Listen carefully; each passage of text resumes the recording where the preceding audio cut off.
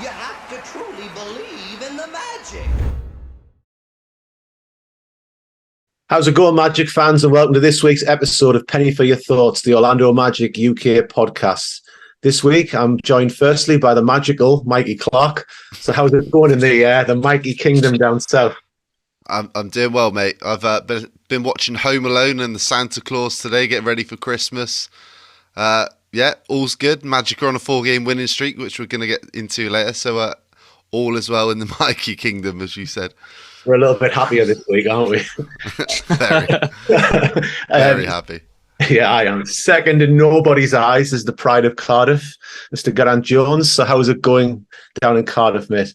Yeah, it's going well, mate. Anytime you get W's, you just get a big smile, don't you? And everything's better. Food tastes better, drink tastes better, work isn't as bad. So, no, it's all good. Other than the weather, -7 when I went to the office yesterday. I had to defrost the car, so it was Baltic. I feel really sorry for you. Sat in an office all day whilst I was working in a house with no heating yesterday. Honestly, I put a little lilt in there on your name as well to try and have a bit of Welsh pronunciation. I've been practicing all day. That's good, man. Well done. I've tried.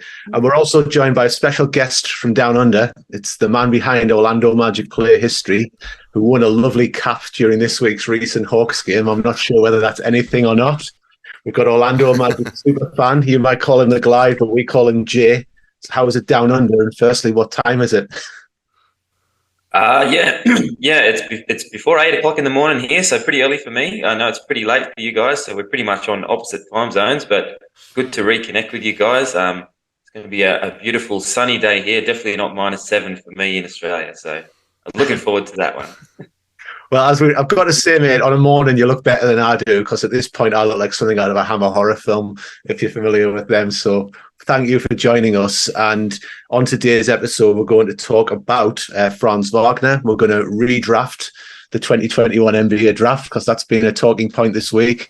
We're going to look at the new NBA Player Awards. We're going to chat visiting Orlando from Australia, a little bit of Top Shot.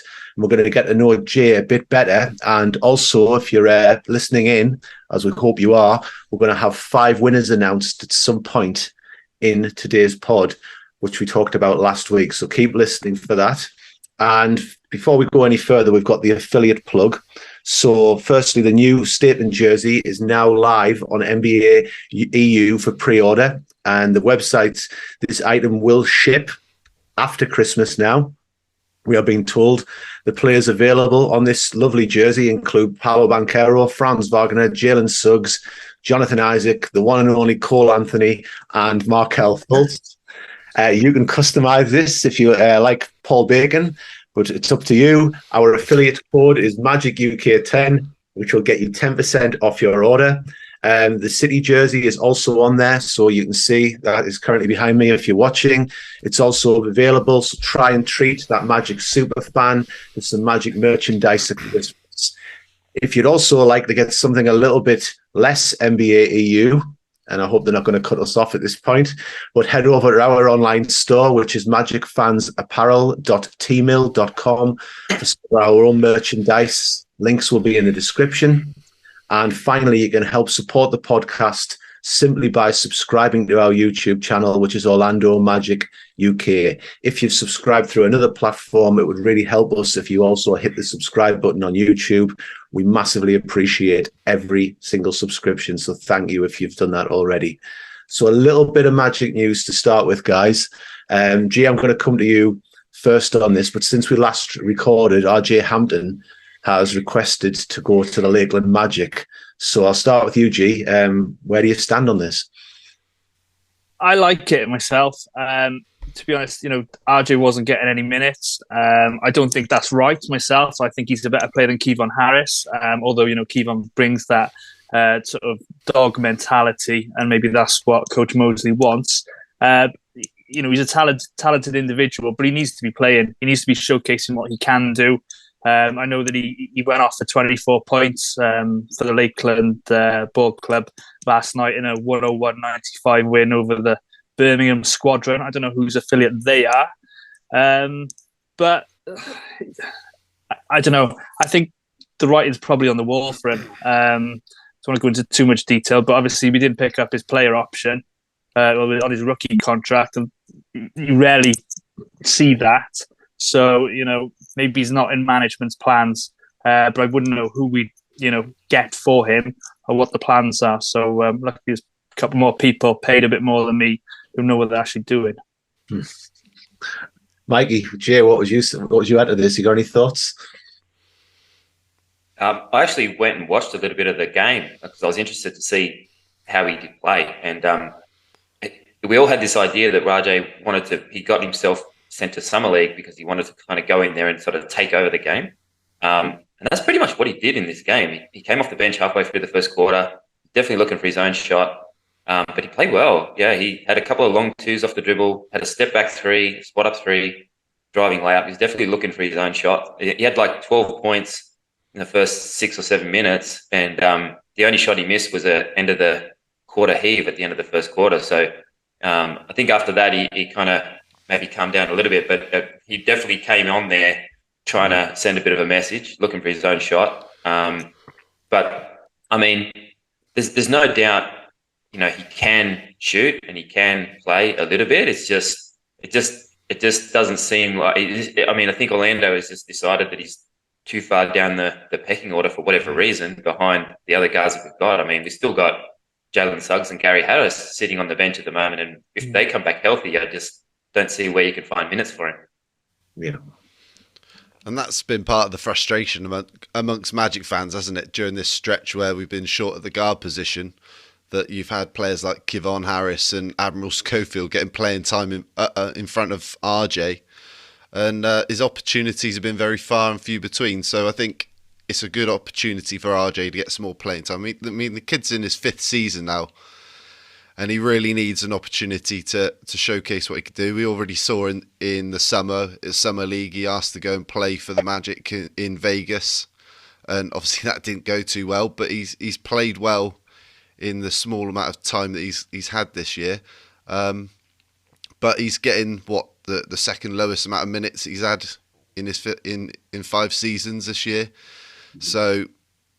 And I also think because he's changed his agent, obviously he was with Mike Miller in the summer, and they parted ways, and now he's signed with a new agency. I think that's probably been part of their plan for RJ, is to try and get him into the G League, get some more playing time, and then see if something happens with a trade between now and February, which I think none of us would be surprised if that happened. But he needs more opportunity for sure. Personally, I was a little bit, not so much now when he's gone to Lakeland, but I thought he might have been a bigger piece of the puzzle when you think back to the trade with Denver, and you think about Cole Anthony's reaction, for example, with the thanks Denver after the game, etc., and how he looked when he came in, and then where he is now. It's a bit of a fall off, really. I thought we'd really unearthed a player who the Magic brass were going to maybe build around, and then I think maybe drafts, etc., have changed that a little bit. But I'm surprised. But I do think February might be where RJ finds himself a new home, and he's a player I like, so I'd wish him well. Jay, what do you think's changed with RJ? Why do you think he's not in the management or the coaching? It's hard to speculate. Plans? I know there was a lot of stuff around the draft with, had the same agent as Paolo, with Mike Miller. We did hear last year, in one of Cole's post-game interviews, he kind of said, RJ's sort of wanting more minutes. I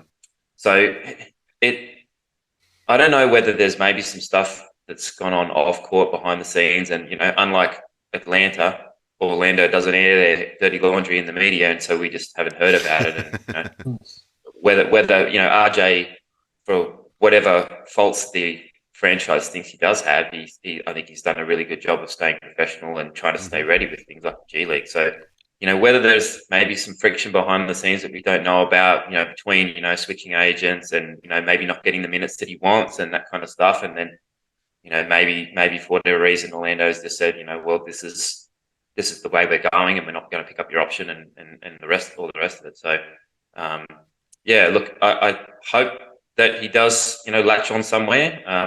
It's pretty unlikely at this point that he's got much of a future left in Orlando. But I think he's an NBA talent, and I guess we all hope that he doesn't just blow up big time wherever he lands. Ends up getting the most improved player award, like Miami or something like that. Can you imagine? We've just got to watch it, but I am just, my eyebrows are raised a little bit, but I think you're right. The point's there where it's maybe something has happened. We're just not going to hear about it, what it is, but there's got to be something behind it. So, the fact that Magic didn't even pick up his player option as well, making him a free agent, sort of tells you all you really need to know, I think. Yeah, my eyebrows were raised, Mikey, when that news broke. I kind of looked at it and I was like, shouldn't RJ be on this list? So It's interesting. If you're watching this on YouTube, you'll notice that we're all smiling this week. We're all happy. We've all got a spring in our step. We're all bouncing. And that's because the Magic have gone on a 4-game winning streak, which is fantastic. I think we're going to take credit for that after our little rant on the last pod. It's obviously inspired them to better things, Mikey. I'm looking at you right now on the computer screen. So we played Toronto, first of all, in a double header, and we won 113 to 109. Franz Wagner made a real statement with 34 points. Paolo chipped in with 23. We got 18 from the GOAT, Cole Anthony, and we got 15 from Markelle Fultz. And the Magic overcame a 36-point outburst from Pascal Siakam to extend and get these back-to-back wins. So, I'm going to come to you for this one. What's your takeaways on this? Yeah. Well, firstly, Franz Wagner, he is all that, isn't he? He did absolutely everything: scoring, ball handling, being that creator in the half court. His temperament is just, something you don't get in a 21-year-old, second-year player. Doesn't panic. Just the game sort of slowed down for him. I don't think it was this game, but I think it might have been the Hawks game. He just dribbled into the paint. The defenders thinking he was going to pass it out, and he just sort of just lay the ball in. I think it was that game. So on the Raptors game. But, shot selection. You never see him take a bad shot, do you? Some players, you think, shouldn't have taken that.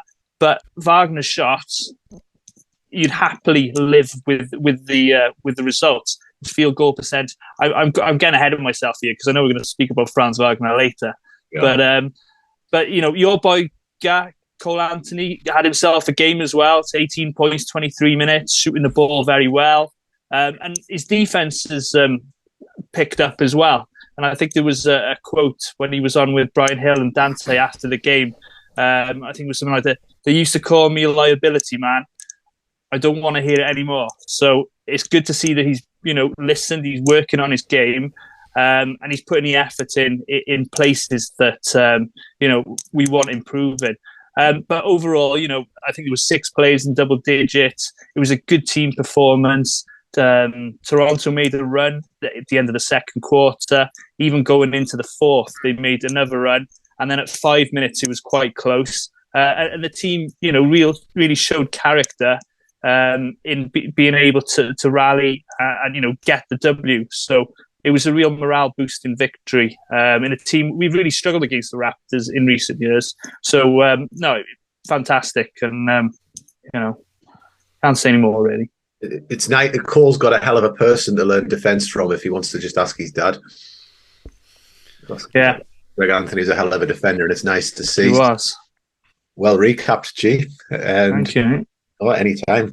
So we play the Raptors again. We win this one 111 to 99. Franz leads the Magic again with 23 points. We get 20 and 12 from Paolo Banchero, 14 from Cole, and I felt an excellent performance of 18 and 9 from Mo Bamba, going a perfect 6 of 6 from the field. So, Jay, have you got any thoughts on this win over the Raptors? Yeah, it wasn't the prettiest game, was it? It was a bit of a parade to the free throw line, this one, and a lot of fouls called. But I definitely think, I don't know, each one of these games, it almost felt like the Magic were just sort of maturing a little bit as we went through this winning streak because, so many times we've seen a good win like we had against the Clippers and then there's a letdown game, And then it's really hard to beat the same team twice. So, after we beat the Raptors the first time, I thought, they're going to come out strong and it's going to be hard to beat them the second time. So, the story for me was the fouls, but also Pascal Siakam. So he had 36 points in that first game. Well, in the second game, with 7 minutes to go in the second quarter, he picked up his fourth foul. And two of them were offensive fouls. Mo Wagner drew another charge on him, as he's been doing all season. And there was one weird sort of transition offensive foul with Terrence Ross. I think T. Ross did a little bit of a flop, but Siakam did touch him because Nick Nurse challenged the ball and it was upheld. So, and that was his third foul. And then he got a fourth foul a couple minutes later on Mo Bamba. And at that point, it was 27-all. And Siakam went to the bench and the Magic went on a 14-2 run. And then we never trailed again after that. So, but yeah, it was, nearly 73 throws in the whole game between Orlando and the Raptors. So it wasn't the world's most enjoyable game spectator-wise, but I thought it was a gritty win and I thought it was a mature win, especially to get two in a row by the Magic. I've got to say, when we beat the Raptors both nights, if anyone said to me, what camera angle do you want of this game? I would have picked the one that looks at Nick Nurse's face. That's the one I would have done, because if you're in our little group chat on Twitter, I respect him as a coach, but he really, really, really just grates on me. So it was good to see him losing his, I'll say his marbles on the sideline. I really enjoyed that.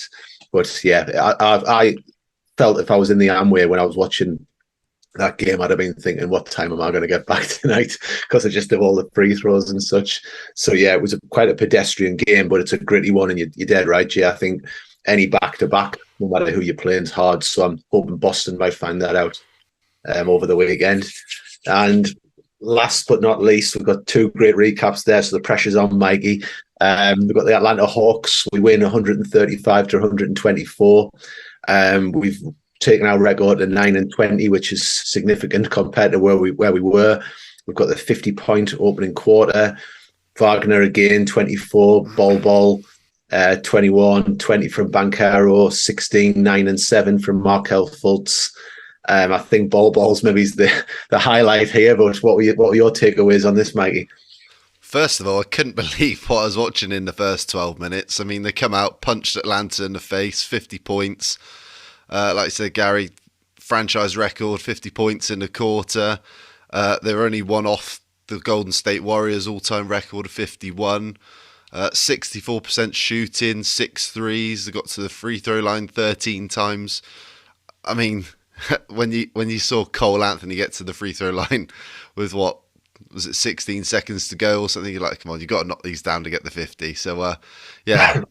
And then you're up 28 after one and you think the game's over, but we're all Magic fans. We've all watched this team for a long, long time and you know it's never safe. And gradually the Hawks chipped away at the Magic's lead, and then you got a young roster who are probably feeling a bit too good about themselves after one, and then the huge lead started to disappear, and I think it got down to about 7 or 8 points. And then I had Sacramento King vibes, which you guys know I was at that Kings game in Orlando where we blew an 18-point halftime lead, and then Fox banked in that 3 at the end to win the game. I was thinking something like that, something crazy like that could happen, but eventually the Magic held out, 4th win in a row.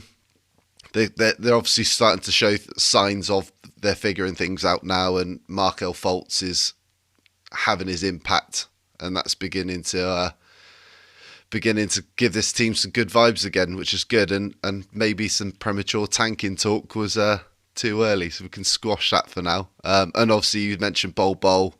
I mean, he's going to be in the running for most improved player. Had the player of the night, the bench erupted, the Amway Centre crowd went mad.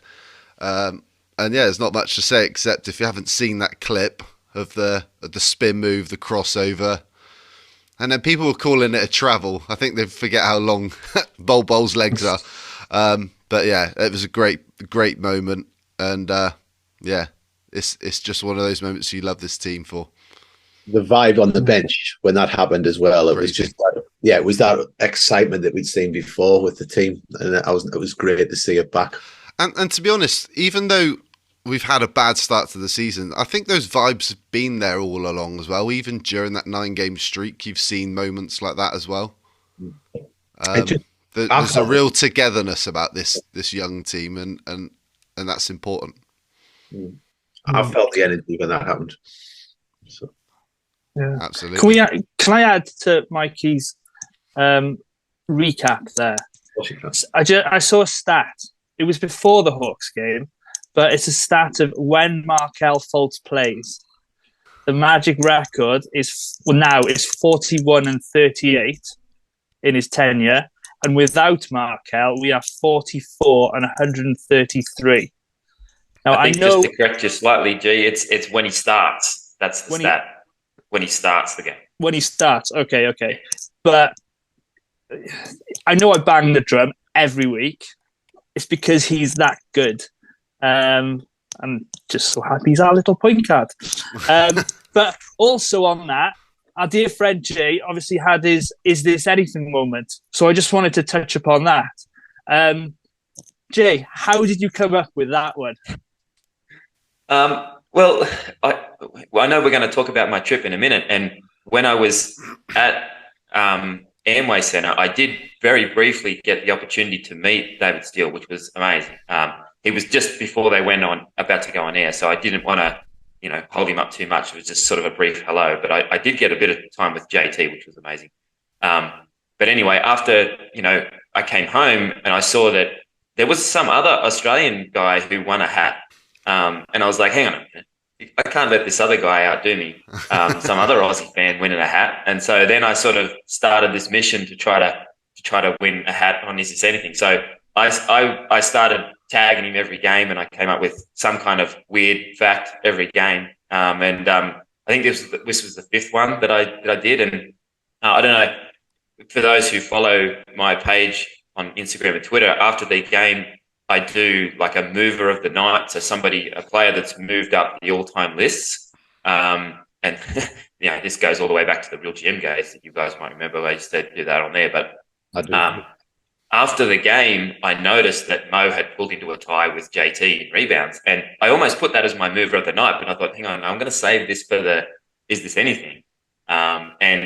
Finally, I think David got sick of me bugging him every game, so he gave me the pity cap there on that one. So unfortunately, didn't get the bell, but I think there was some pretty positive vibes about the question online that I managed to capture the spirit of Is This Anything? Yeah, I think 81% thought it was a bell from the poll on Twitter. I certainly did. So I think there's about 5 or 6 of us now who've got hats. So mine's on its way. No, but what did you tell me before we started recording, G? What did I say? About the people with the hats? We heard it. I'm the only one who's had a bell. Yeah, there you go. I was waiting for you to gloat about that one.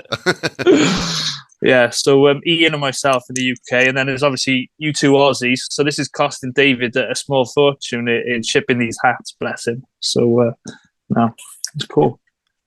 I was almost as excited about just having the opportunity to exchange messages with David after the fact than I was about of actually getting on the broadcast, because he's such a legend. I know you guys have had the opportunity to talk to him on the pod, which is awesome anytime you have him on. But my interaction has been very brief, so I was excited just about that.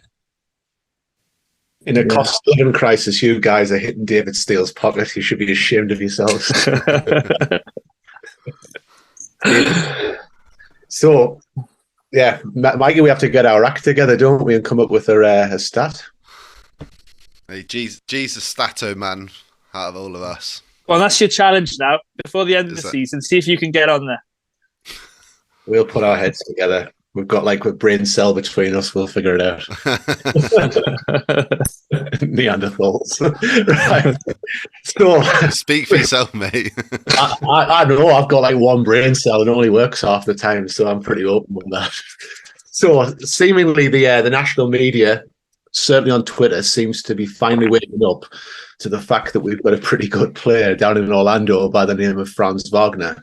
To the point that there's been polls run on some NBA Twitter accounts about who would go higher in a redraft between Wagner, Jalen Green, and Scotty Barnes, which we're going to come on to. But Franz has been on a tear this year. He's averaging 19.9 points as of recording. He's 40th in the NBA there, 4.1 rebounds, 3.6 assists. In the last 10, this jumps to 20.6 points, 86% on free throws, 40% from three, and over 48% from the field, including playing out of position in an injured team and often, therefore, being the number one option for the Magic. So without spoiling what's coming, and I'm going to just throw this out there open, what's the thoughts on the tear that Franz Wagner is on, and what is the ceiling that we think Franz has? Go on, Jay, you go first, mate. No pressure. Well, I think he just keeps raising the ceiling. I mean, from what we all thought when we drafted him, continually just continues to break through the roof of whatever limits we think are on him. So at this point, I think we're all on the same page, thinking that, he's looking right now like a multiple-time future All-Star, which, that's very exciting. And yeah, I love the fact that we gave him the reins, when we kind of had no other option with Markel and Cole out injured at the same time, and then Suggs with his ankle as well. And so we gave him the reins to try and play a bit of point Franz. And, he didn't do that well initially, but you could see the improvement. And, I think that is really going to be some great sort of long-term skills to have in the back pocket where, we can turn to him when we need to. And we've seen the team do that. So, and I think, he's just so versatile. I'm going to give that word on offense. There's not much that he can't do offensively, and very, very impressive for such a young player. So yeah, I'm not putting any ceiling on the guy at the moment, because every time I think I know what he might become, he just pulls out some extra skill or trick out of the hat. So, but yeah, obviously very excited to have him on the team. Well, Mike. All right, mate. For me, I mean, last year he was Mr. Consistency. He was probably our best player last year. And he obviously had the big summer playing for Germany in Eurobasket. And then you've started to see like the step back three, the Dirk fadeaway he's added to his game this year. Finishing around the basket is automatic. I don't want to. There's not a lot else I can really add without going into the next topic.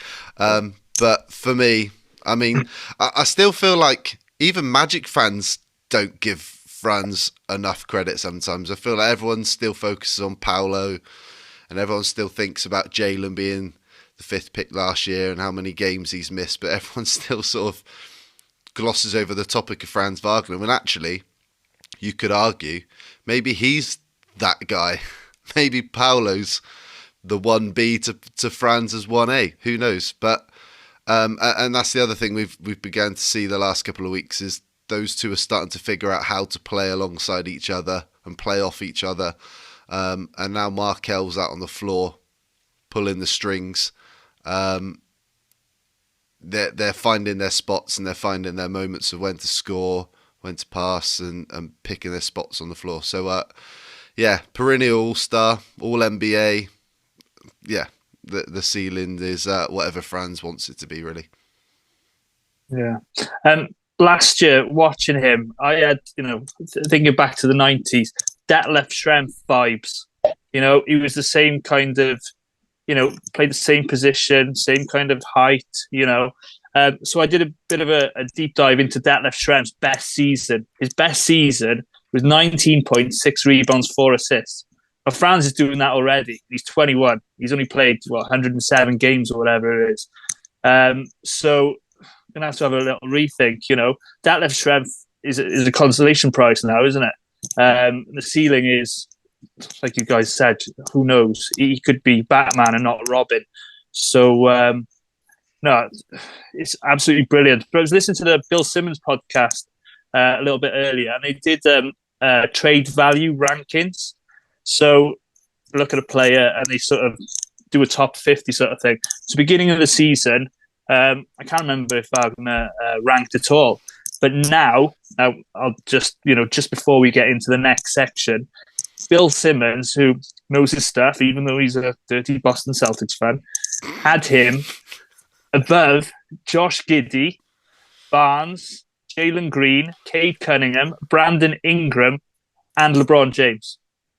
Now, obviously, there's age to consider with some of those, etc. But, I think he's a little bit of a Magic fan at heart, is our Bill Simmons. He also picked us to finish 10th this year as well. Yeah. And interesting as well, Banchero, he had Banchero above Damian Lillard, Paul George, and Trae Young. So we're on the rise. Kingdom on the rise. He's drinking the Kool-Aid, G. Yeah. The Kool-Aid, it's going down. So if we extend onto this topic, Franz was obviously up against Scotty Barnes twice since we last recorded. We don't necessarily agree, but we know Scotty Barnes won Rookie of the Year. And we know, he's playing with injuries, but 113, 109 victory. Barnes was held to 6 points on 3 of 7 shooting to go with 6 boards and 2 assists. Franz posting, as we know, 34 points. He was on 12 of 15 shooting in 33 minutes. And then in Sunday's game, which the Magic won again, we saw Barnes with 11 points on 3 of 13 shooting and 2 rebounds to go against Franz's 23 points, 3 boards and 4 assists on 6 of 14 shooting. Minutes played, 36 for Franz, 41 for Scotty Barnes. And that kind of started off this idea, which there was a bit of Twitter talk about, shall we say, about who was the best player in the 2021 NBA draft. Which you started, let's put that out there. Yeah, sorry about that. It was bait. I think it was a bait tweet. It was actually a very positive Gary tweet on the Orlando UK account, which I innocently posted just to say, look at what we've got. And then it just went from there. I would not post bait, Mikey. My character hurt by this. But if we were redrafting, and I'm going to start with Jay in reverse order, what would your top 10 from the stacked 2021 draft look like? So, Jay, I'll start with you. Where would you be going if you were redrafting now? No pressure. Yeah, well, I was excited to do this. So, Gary, when you talked to me about it, because this is the kind of stuff I used to do back in the Real GM days, was look over this kind of stuff, pour over the numbers, and try to figure out who's going to be where. So, forgive me if I've gone into way too much detail here on this side of things. So, I don't know. Maybe I don't know whether you guys have already sort of discussed it in the UK group chat and you've kind of got a bit of consensus, or no? You guys? No. Okay, good. All right. All right. So I'm cheating a little bit. So I do have a couple of honorable mentions I just wanted to throw out there. Just guys who I wouldn't draft them in the top 10, but I think they deserve mentioning. So we've got Ayo Dosunmu with the Bulls. I think he's a good, efficient sort of player on offense. He's low turnovers, but he's pretty low usage. So Chris Duarte in Indiana. Yeah. He maybe seems like he's maybe regressed a little bit. He's already 25, so maybe he was already peaked, and now he's got Mathurin to sort of battle with minutes for, and he's injured at the moment. So, and I had Santi Aldama as well for the Grizzlies, who he looks like a bit of a player. He definitely played well with Triple J out early this season. So honourable mention for those guys. But I actually tiered my top 10 a little bit because I had trouble, and I think hopefully what the viewers here are going to really want to know is where do we think our Magic guys fit in this redraft? And I tried to be objective with it. Obviously, I've got the Magic fan bias, but I tried to look a little bit past that. And I don't know if I'm going to get strung up for this, but I really struggled to get Suggs into my top 10. I really struggled. I don't know where you guys are going, but I just so I've got him in my 4th tier, along with 2 other guys, one of who you guys may not have thought of because he actually went undrafted, but I've got him in a 4th tier, 9, 10, and 11 with Bones Highland and Jose Alvarado. So, and because I got these guys in the same tier, you could argue to me Jalen on top of the other guys, and I could probably be swayed. But, I think with Suggs, he's got upside potential. That's he has definitely improved this season. So, he's gone from 21% to 29% on increased volume from 3-point land.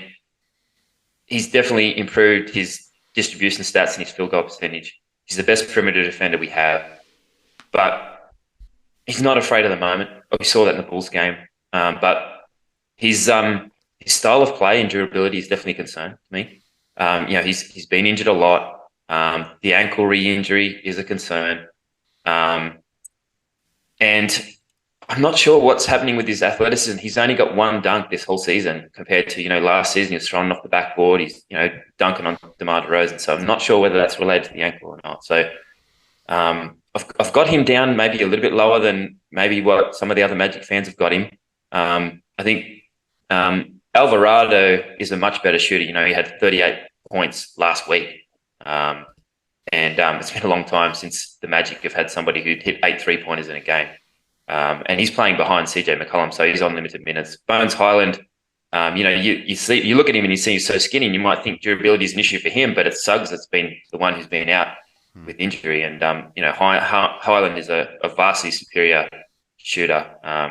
I suspect Suggs is the vastly better defender than Highland. I mean, I don't watch many Nuggets games, but Alvarado, of course, is a pretty staunch defender, and I think Alvarado maybe just shorter is maybe what's going to cost him sort of in his long-term career. So I think you can make an argument to me for each one of these guys, but I think Suggs has got the physical tools, the upside potential to potentially come the better out of these guys long-term. So I've got those guys sort of 9, 10, 11. Yes, I'm sneaking 11 guys into my top 10, but, you get that.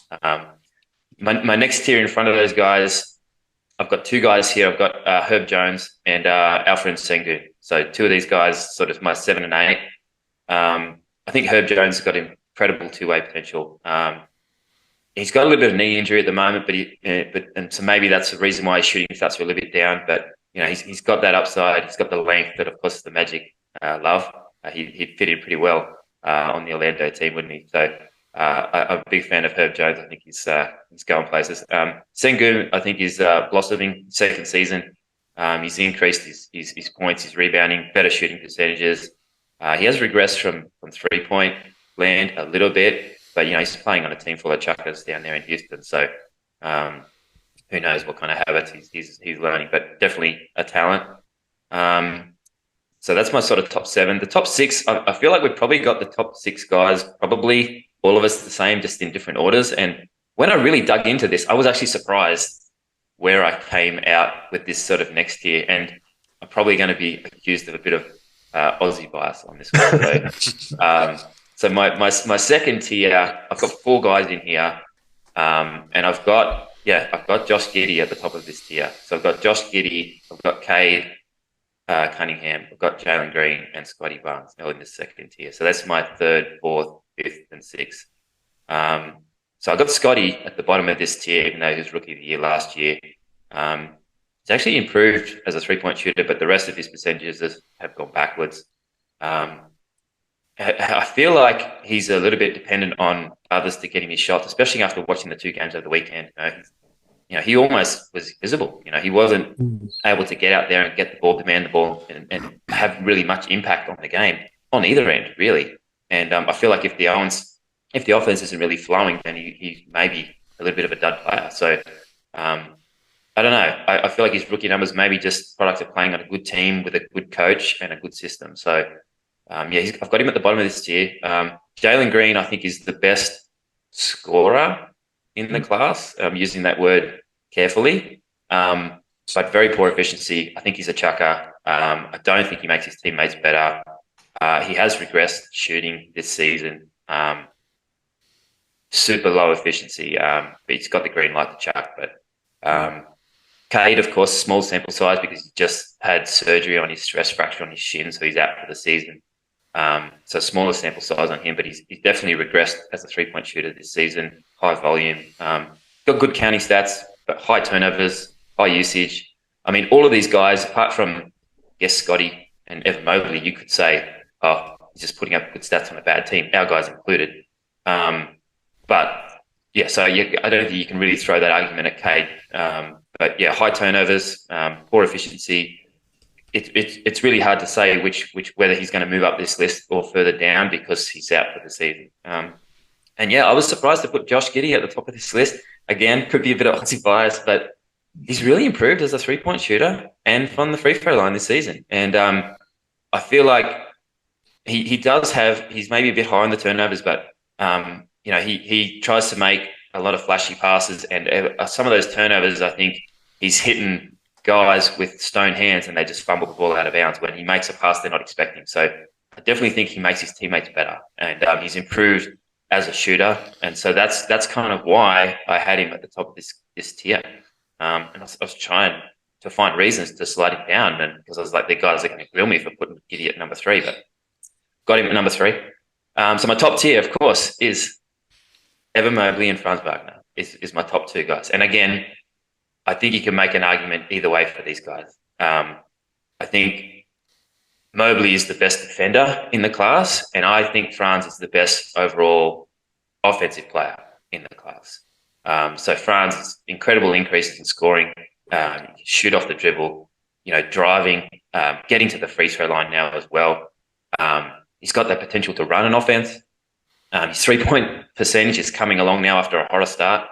It's pretty much automatic from the free throw line, and he's also playing through this injury on his shooting hand.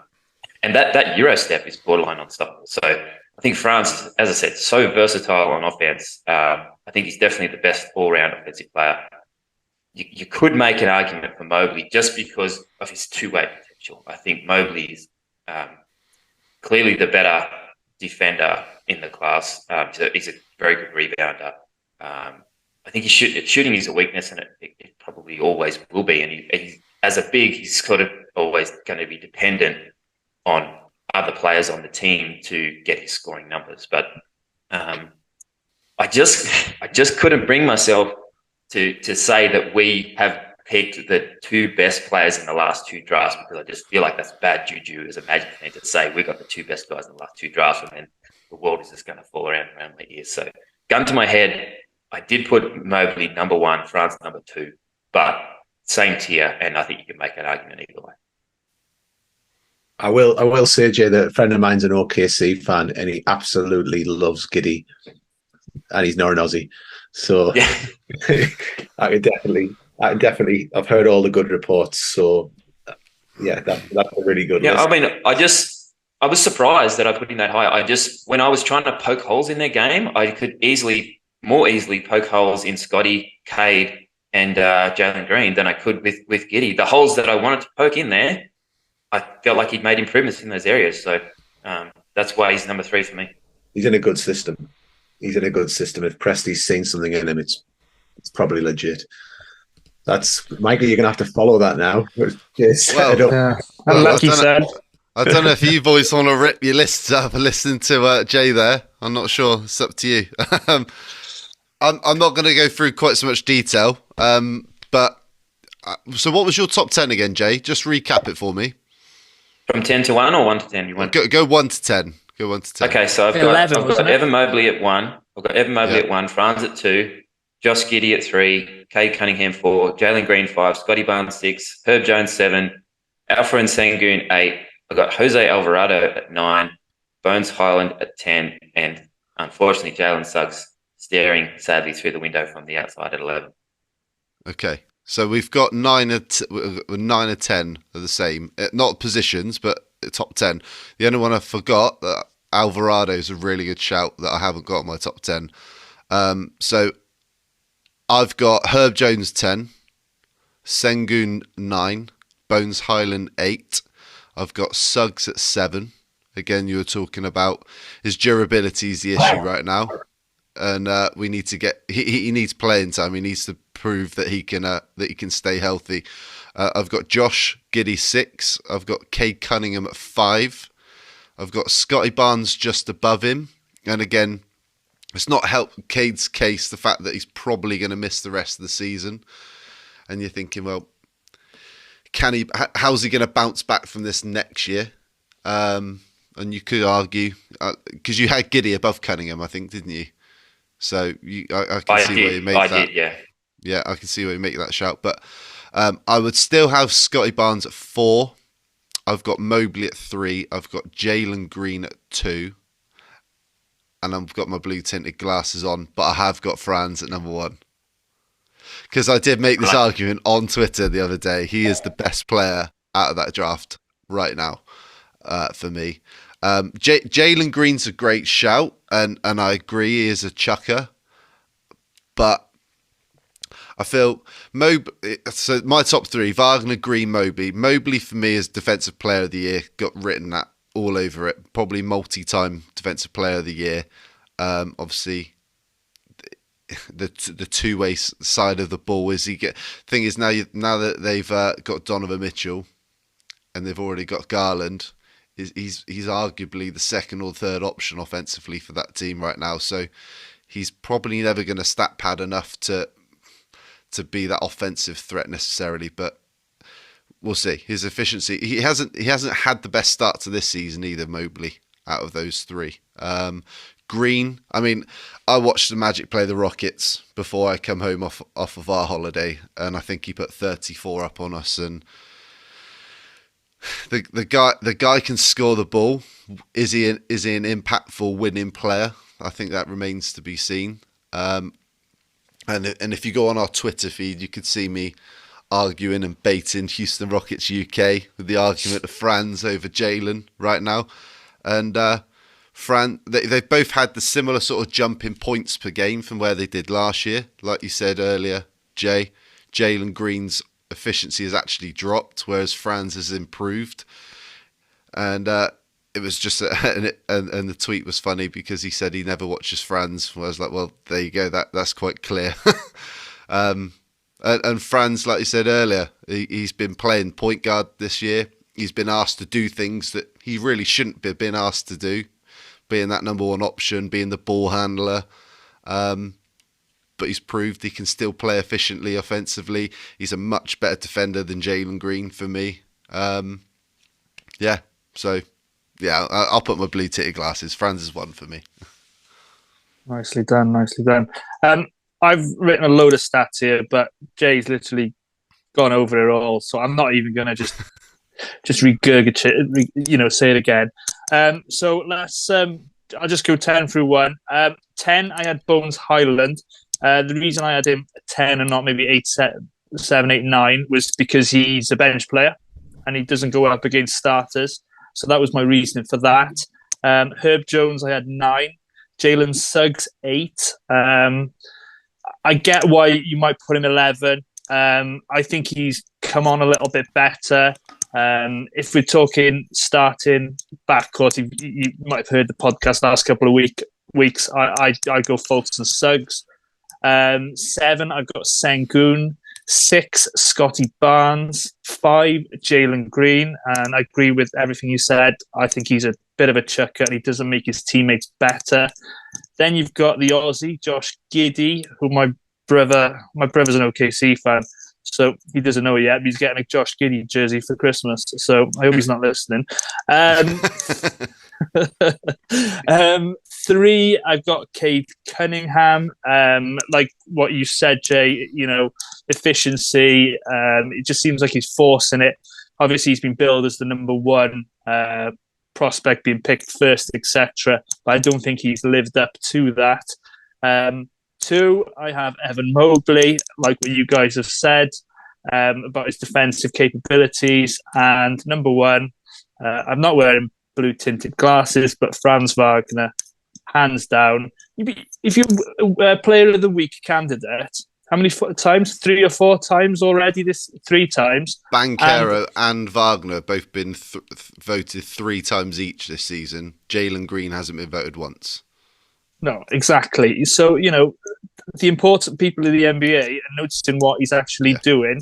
I don't think anybody else from that list has made it onto that nomination sheet as many times as he has. And it's just a matter of time, really, before he actually wins one. So, Wagner, number 1. So, honourable mentions, Dosunmu, as you mentioned. And I also forgot about Alvarado, or however you say his name. It's a good shout. So, it was a very good shout, that. So, that's mine. Yeah, there's not too much difference from me. I think Alvarado's an exciting player to watch, and if he was on the Magic, I think he would have been a crowd favourite, and he'll be a crowd favourite wherever he goes. My list, I've got Bones Highland at 10. I just think he's got that microwave thing about him where he's going to be possibly a future 6th man of the year.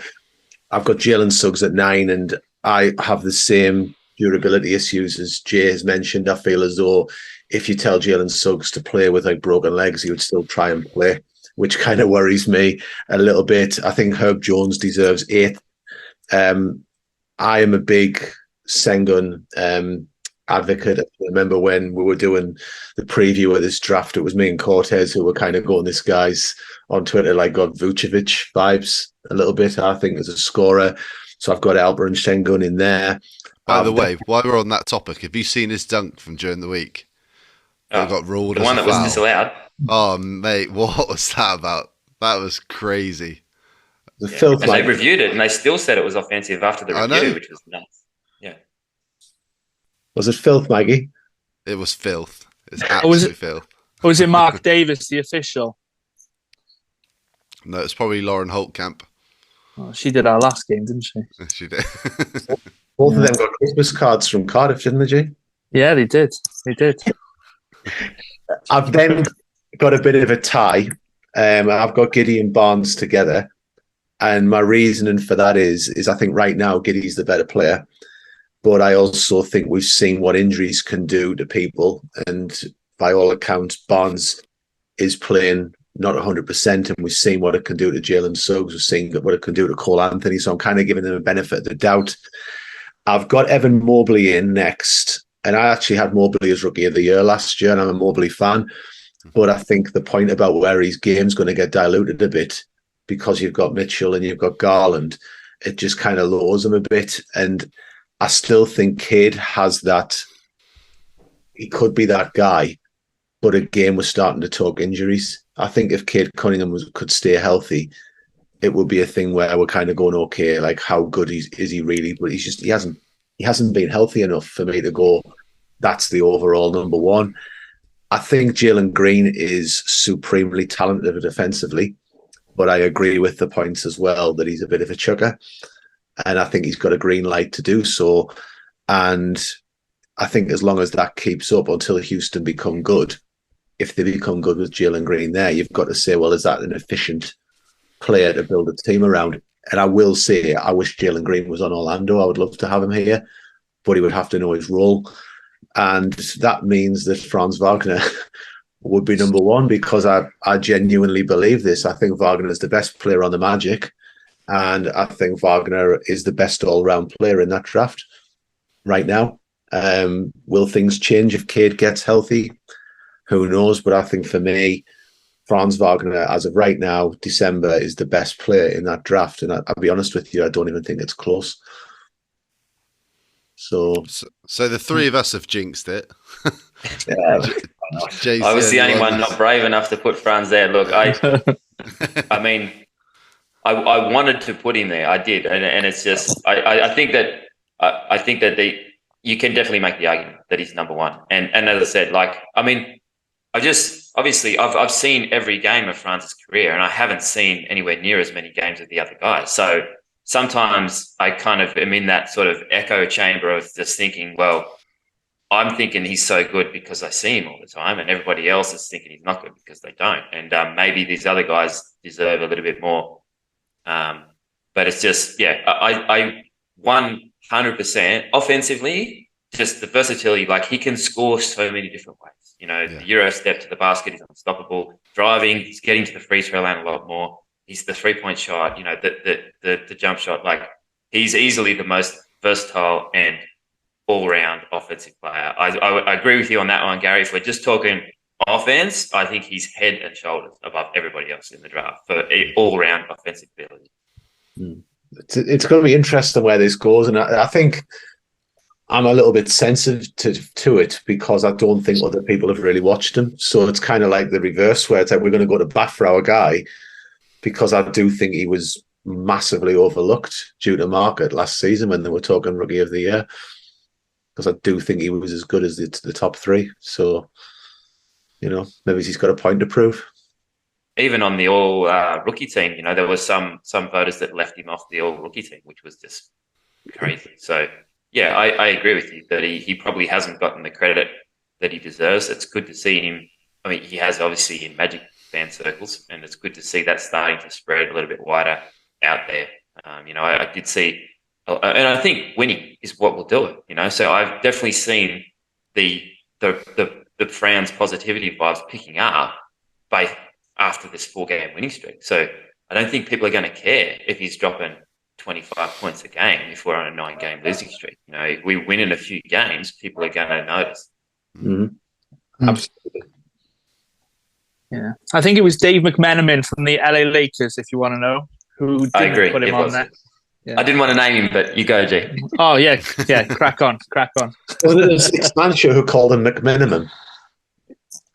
Yeah. They do, yeah. Yeah, correct. So if we start just moving on, then I think that was really interesting, and the stats drops in there, and then seeing where we all ended up with it. But I think we can see there's like a clear elite tier, and it's good to see that Franz is somehow sitting in the top, at least in the top 2, if we're being conservative. But yeah, it's going to be interesting how this season pans out, which brings us on to trophies the players might get at the end of the season. So on the 13th of December, the NBA announced they are renaming their player award trophies and also adding to this. So rightly, I would say the MVP one is the Michael Jordan trophy. We have the Defensive Player of the Year, Hakeem Olajuwon trophy. The Rookie of the Year is the Wilt Chamberlain trophy. The Sixth Man of the Year is the John Havlicek trophy. Most Improved, the George Megan trophy. And we also have this Clutch Player of the Year award, which is Jerry West. So, Mikey, is this changing anything? Have you got any thoughts on the awards being renamed, or are you just kind of like, nah? So. The only one that makes a lot of sense for me is the MVP being Michael Jordan. He's the best player of all time, hands down. That's a fitting trophy to have his name on. In terms of the design, I was actually listening to Zach Lowe this week. I can't remember who he had on as a guest, but they were discussing the trophies, and actually the rest of the trophies all have a similar design, but the Jordan brand actually collabed with the NBA on designing the MVP trophy, which is why the design's different to the others. But yeah, I don't know. It'd be nice to see a Magic player have one of these, most improved player, possibly. Would be Bol have his name on there this year. It'd be quite nice. Yeah. Be pretty good. Sorry, Joe. That MVP trophy, though, have you seen it? I mean, there's a lot of good stuff about it, how tall it is, whatever, and how many MVPs Jordan's had, how many championships, etc. There's a lot of stuff that points to him. But the actual silhouette looks like somebody's just going for a jump ball or something. You could have had so many different Jordan silhouettes, the dunks, the Nick Anderson stealing the ball off him, or, anything. And you've got this almost like tip-off kind of silhouette. I think it's the details in that MVP trophy that it's things like, I think the trophy's something like 23.6 inches tall as a highlight to his numbers and titles won and just little things like that. But I don't know. I don't care too much for these sorts of things. It's the players winning that title for me that's the important thing, not what they get handed at the end of it. But Jimmy Zink, who runs UK Chicago Bulls, has been out in Chicago this last week. I don't know if you've had a look what he's doing. It's been really quite fun just watching what he's been doing and meeting. And he's had photos of the trophies, etc. But he jumped on a podcast. I can't remember whose podcast it was, but he was on there for an hour, and it was the day that this broke. None of them liked it. It's Chicago fans that they just thought the trophy was absolutely dire. So it was quite funny to watch that. But no, Jimmy did really well. So yeah. So Jay, do you agree with the names that have been used, or can you spot any omissions? I think the George Mikan one is the one that jumps out as just maybe a little bit strange because he came into the league as a star, right from the get-go. He didn't really improve while he was in the league. So I kind of almost feel like that one's a placeholder until Giannis retires because, I think he's the obvious choice for that award, but I don't think they wanted to name any of these awards after active players because I think he's, out of everybody who's ever won that most improved player award, I think he's the one who has kind of gone on to be like an MVP, multiple level player and title winner. So I did scratch my head a little bit at the mic, and I think he could. I know, Jordan recognised as the greatest player of all time, but I think you could definitely throw Kareem's name out there as he actually won more MVPs than Jordan did. But I don't know whether I think Kareem has his social justice advocate award, and maybe that's all Kareem wanted his name on. Maybe he didn't want to be on the. I don't know. So, but I definitely think he needs a mention there. The Clutch Player Award I just feel like it's just a weird one. I kind of feel like clutch play only really matters in the playoffs. So I just don't know how we're doing a Clutch Player Award in the regular season. So that one is a little bit of a weird one, but I think it's definitely named properly after Jerry West, who was Mr. Clutch. That's going to be interesting to see who sort of wins that award. As far as Magic players and who's got the best chance to win one, I think hands down it is Bol Bol. I was a little bit worried about Desmond Bain on Memphis, who arguably could have won it last year, and he came out of the gate this year, playing incredible. But he has been injured for a little while, and I think that's going to hurt his case. And meanwhile, Bol Bol is sort of starting to turn heads. So he's definitely got a pretty strong case at winning the George Mikan. I'll keep our eyes peeled. I think you're right. I agree with you on Bol, and I think for me, Cole Anthony's looking at that Clutch Player of the Year award as the season goes on. So, G, what was your take on this be? Yeah, I mean, players challenging. It was on Banchero for the Rookie of the Year award. Bol. I was hoping maybe Markel might be most improved player, but maybe I haven't had the jump that I was hoping. Maybe. Had he not got injured, that last year was possibly his year. But going back to the name, Sixth Man of the Year, I mean, Havlicek's is good, but more recently, you got Jamal. How many times did Jamal Crawford win Sixth Man of the Year? It was 3 or 4 times, yeah. Yeah. So, I don't know. It's maybe too many sort of older generation players. Maybe it'd be nice to get, a couple of, role players, perhaps, who really took to being the sixth man, and it's a role that is needed on every team. Absolutely. I'll be honest. Sorry, Mike, you go on. I was just gonna say, if you haven't listened to Zach Lowe's episode this week, it was really. I mean, he even brought up the fact that, like, Defensive Player of the Year, like Dwight won it 3 times. You got Dikembe Mutombo won it 4 times, and actually, one of arguably the best defenders of his generation was Tim Duncan, but never won Defensive Player of the Year. Now, obviously, you couldn't put his name on the Defensive Player of the Year trophy. He never won it himself, but there's loads of nods to players there that. Ben Wallace won it 4 times. Yeah. Dwight Howard. Yeah. Exactly. Yeah. But I think Hakeem's a bit more of a what's the word I'm looking for? A bit more of a polished name. He's a bit more. I don't know. He was in the top. They definitely wanted to go players. for. They wanted to go for those big names, didn't they? I think for sure. Hall of Fame, big time. Absolutely.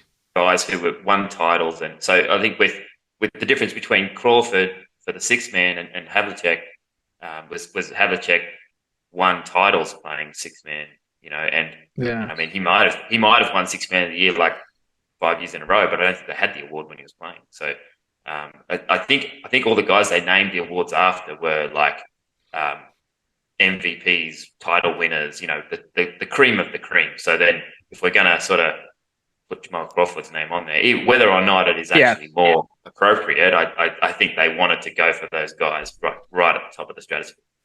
Yeah, definitely.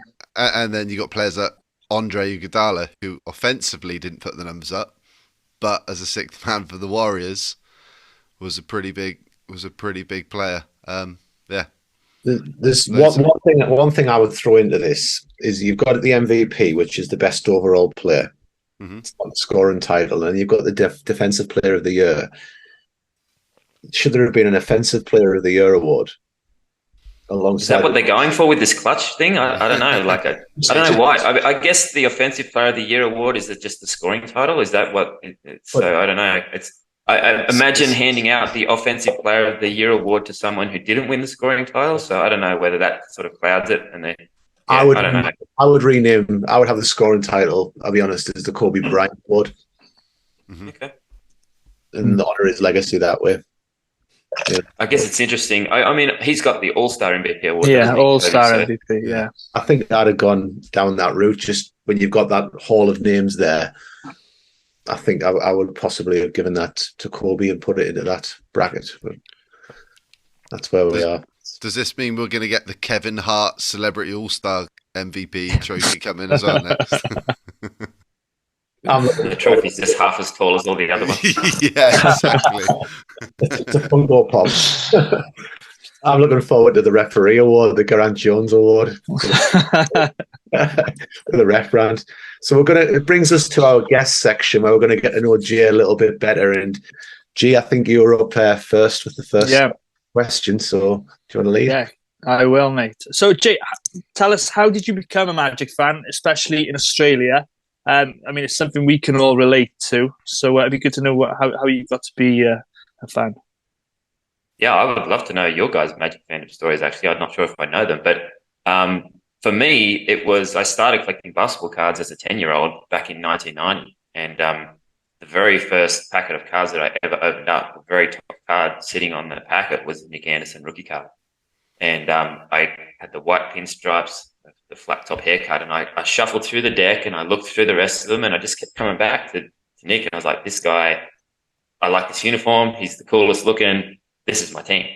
And that's all you need as a 10-year-old. How else do you decide what team you like as a 10-year-old? So, and growing up, obviously this is pre-internet in Australia, and, there's like the game of the week, trying to follow the Magic before Shaq was drafted was almost impossible, to try to keep track of it. And so basically it was just collecting basketball cards, and every now and then, there's basketball on TV. But obviously everything changed once Shaq was drafted, and then Penny, and, then it was like staying up late at night to just see the score on the news of the game that happened, 8 hours ago.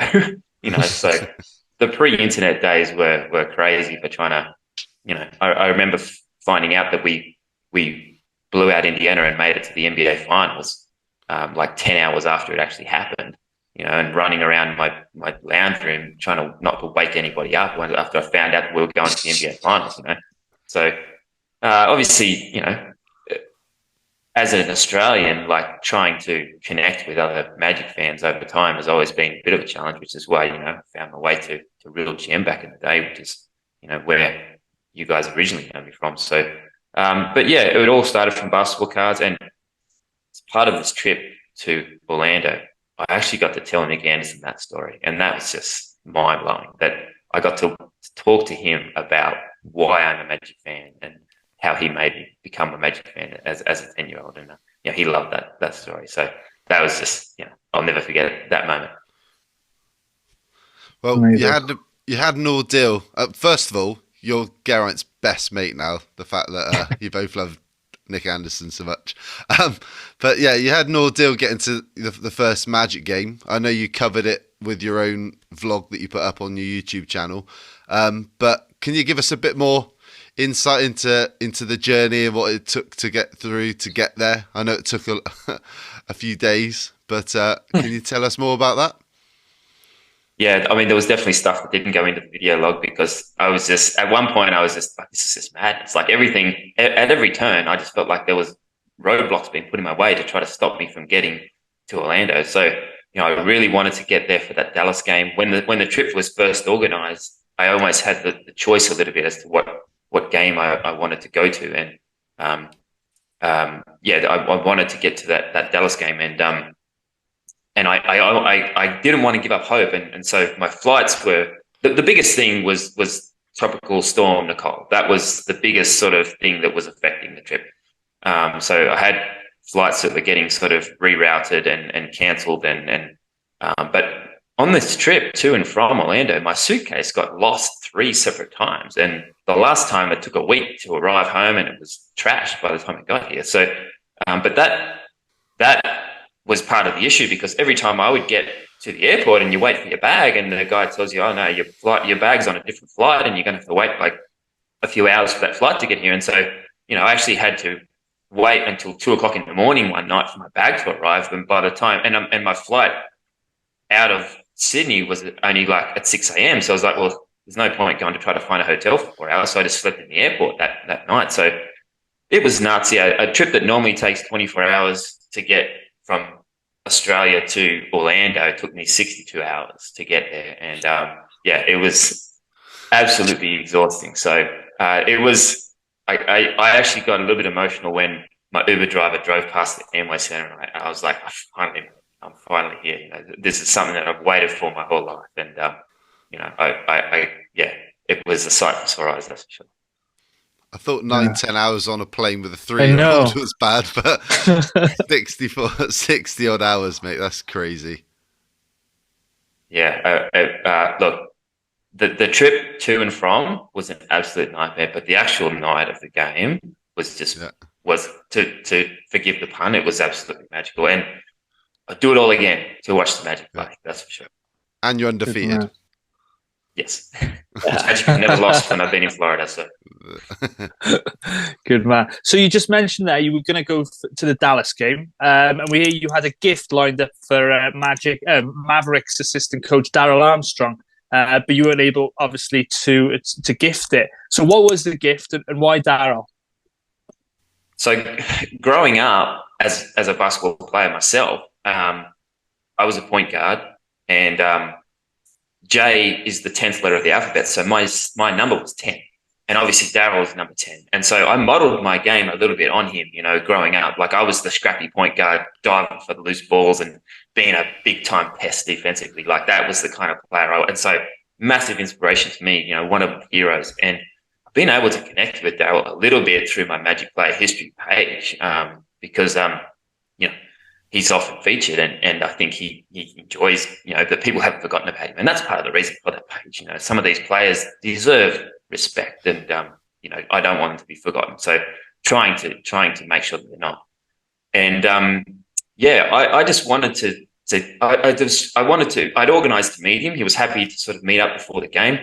And I just thought I just wanted to give him something to say thank you for all of the inspiration, all the floor burns that he got, you know, all of the loose balls that he dived for, you know, the enjoyment that he gave me. So I had a traditional Australian boomerang that I was bringing across, and the video log was all about this mission of me trying to give him this boomerang, and I had to cut all that out of the video log in the end because I obviously didn't succeed in the mission to get him the boomerang, which was a little bit sad. When it finally dawned on me that I wasn't going to make it to that Mavericks game and I wasn't going to get to meet him, that was a really sort of low point of the trip. So that was pretty rough. But I have since connected with DA after the trip since I've gotten home, and I've actually posted him the boomerang. But don't tell DA that. I hope he's not watching. So there's a boomerang heading somewhere across the Atlantic now in the mail. Hopefully, will arrive for DA before Christmas.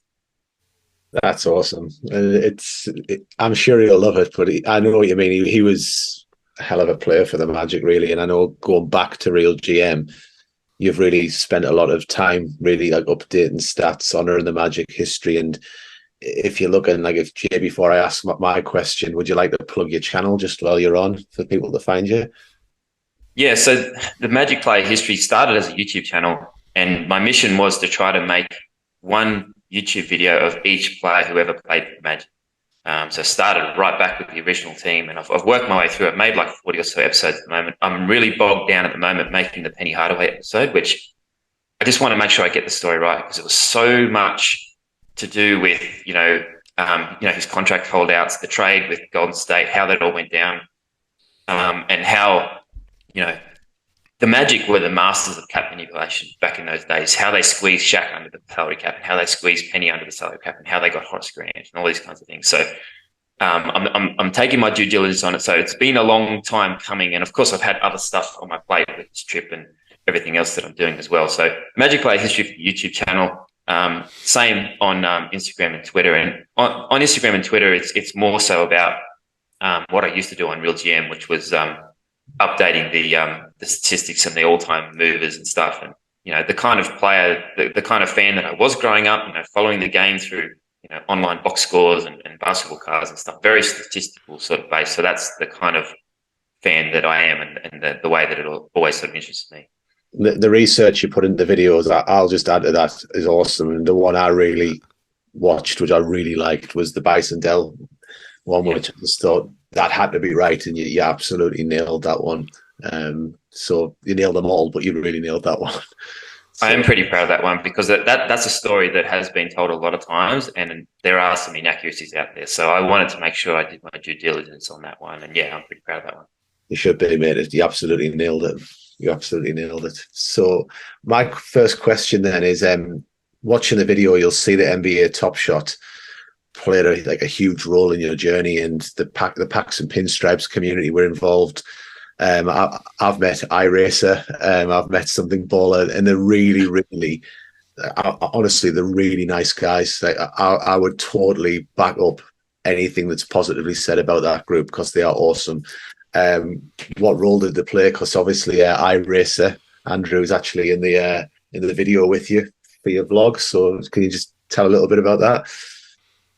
Yeah, so Andrew iRacer, I can't think of him enough because he was the big driver in getting me to Orlando. So we basically connected through NBA Top Shot. So for those who don't know what NBA Top Shot is, it's basically digital collectibles. So a lot of us grew up collecting basketball cards, and I guess this is the sort of the next generation of that kind of collectible where, instead of owning a piece of cardboard with a picture of Jalen Suggs on it, or in addition to owning that, I own a digital collectible of Jalen Suggs dunking on DeMar DeRozan in that Bulls game last year. So, being able to own those moments of Magic history for me as an Orlando Magic historian, is something that I was drawn to straight away. So that's what's kind of attracted me to NBA Top Shot, trying to collect those moments from Magic history. And the community built around the Orlando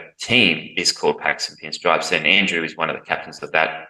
And so we've connected over the last sort of year or more, and obviously gotten to know each other pretty well sort of online. And just the idea that, I was this kind of fan that put this much time into, my Magic Player History stuff and following the team and watching all the games, having the merch and collecting that stuff. And the idea that I'd never actually been to Orlando to watch a game, and he just wasn't going to stand for it, basically. So he was the big driver in trying to get Top Shot to sort of make it happen. And I can't thank him enough for it. So as I said, the trip itself was a bit of a nightmare, but the actual experience once I got to Amway Center is just something I'll never forget. Like just walking around the arena and seeing, the big picture of Horace Grant, and once I went in to the arena, just seeing the court there, just the kind of thing that you've seen a million times on TV, but actually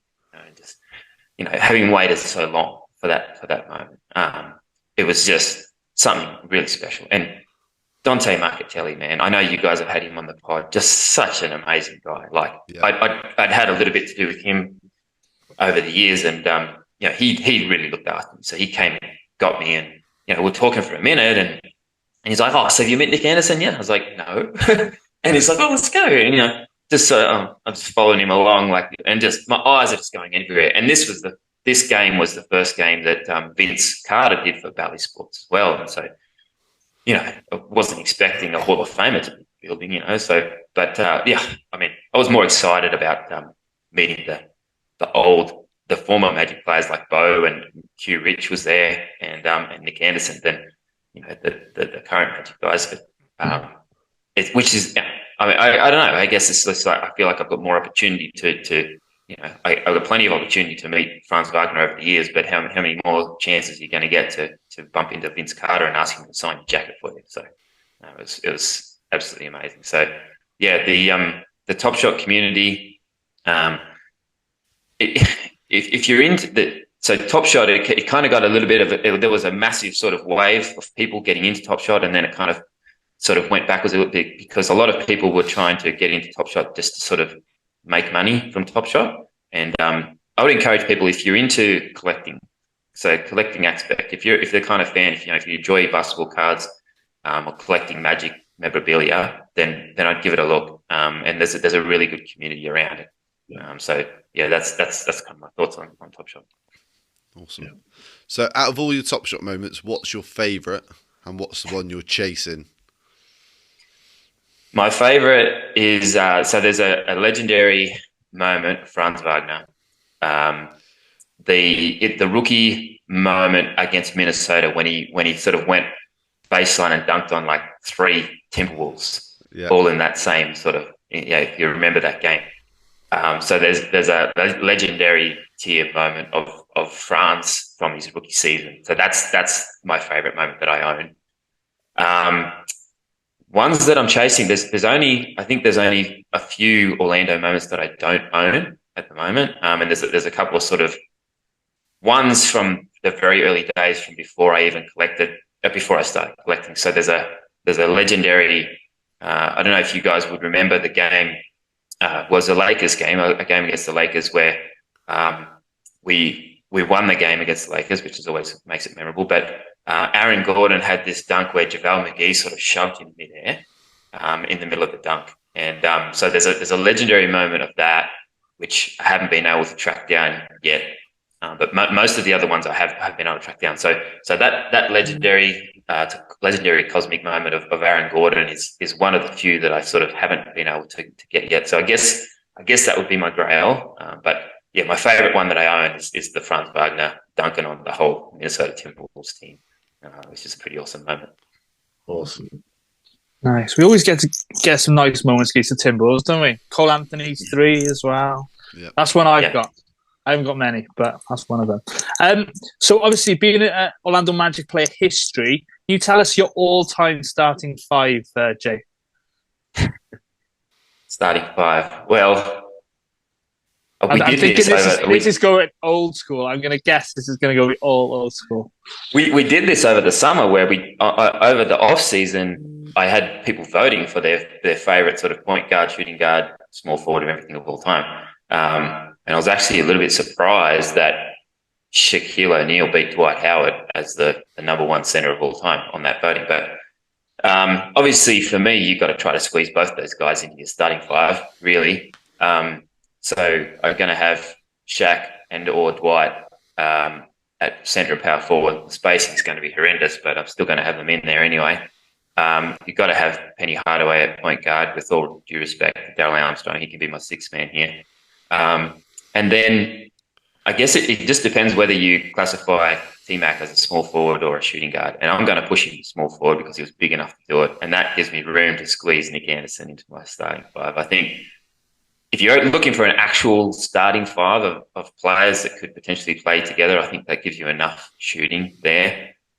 In terms of the best 5 players that have ever played for the Magic, I think you could maybe make an argument for Vooch over Nick Anderson, but I'm not going to make that argument. I'm going to stick Nick Anderson into my my starting 5. What I'll say, Jay, is snap. Exactly the same 5. Yeah. All right. Well, nobody is scoring in the paint on that lineup, that's for sure. And I think we've got enough. I mean, Dwight Howard's been shooting 3s over in Taiwan, hasn't he? So I think we've got enough spacing there to make that work on offense. T-Mac will make anything work on offense, so I think we're good.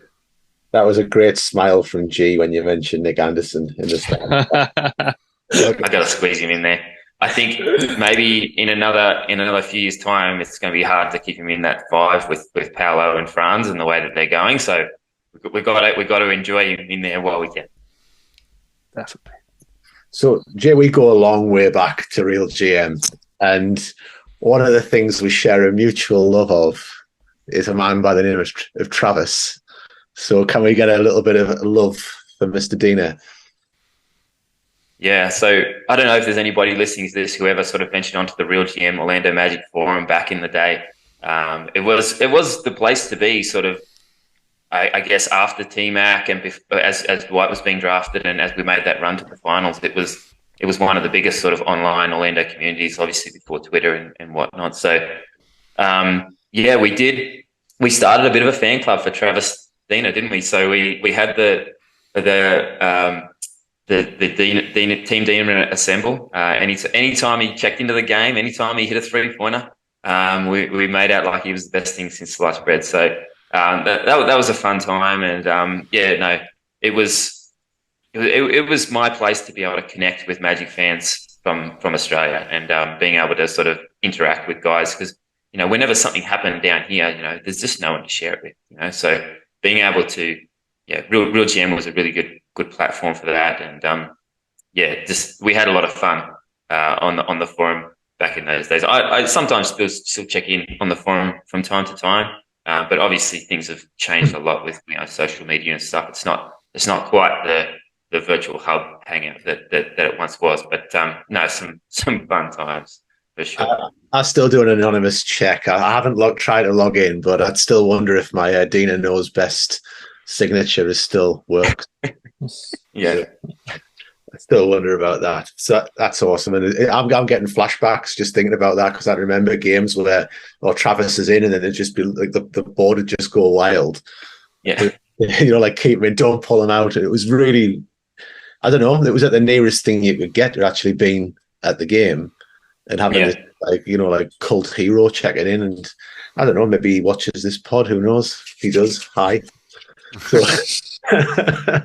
So, before we check out here, we've mentioned there's a competition, and there's 5 winners that have been selected. And G, as the pride of Wales, would you be able to? Yeah. So Mikey's done the draw a little bit earlier of the winners, and then I've drawn the prizes. So the prizes were, there was a Paolo Banchero player tee.